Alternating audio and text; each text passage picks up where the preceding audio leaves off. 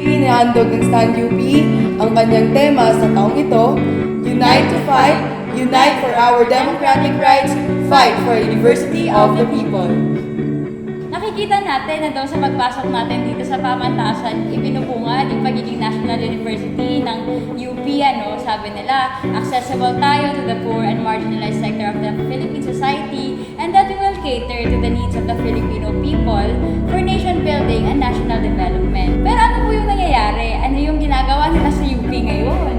Lumiliit yung ating academic space dahil sa kung ano-anong pagkukomersyalisa na ginagawa sa UP Town Center, yung Ayala Techno Hub. In fact, napakadali para sa kanila na magdesisyon sa mga ganitong bagay.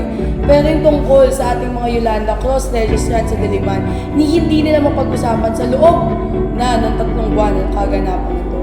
Kaya naman, yung panawagan sa mga eskola ng bayan ngayon ay tigilan na natin yung pagkakawatak-watak ng hanay ng mga estudyante. Dahil nakikita natin na sa pagkakawatak-watak ng natin, mga mamayang Pilipino, ay mas lalo pang lumalakas yung ating kalaban. At dapat din nasiguruhin natin na mula ngayon tayo ay lalaban, na hindi na tayo mananahimik magpapakulong sa mga intelektual na argumento, hindi na tayo magpapakulong sa 4 na sulok ng ating kwarto, hindi na tayo magpapakulong sa isipin na tayo ay magagaling na, mga UP students na dapat tayo ay magkaisa at lumaban.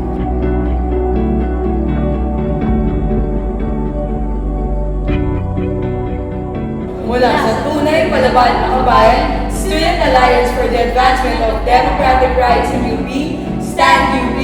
Ako po si Alina Hanifa Macabado from the College of Science, your next USA Vice Chairperson. From the College of Social Sciences and Philosophy, ang inyong susunod na USA Chairperson, ako si Era Zalma.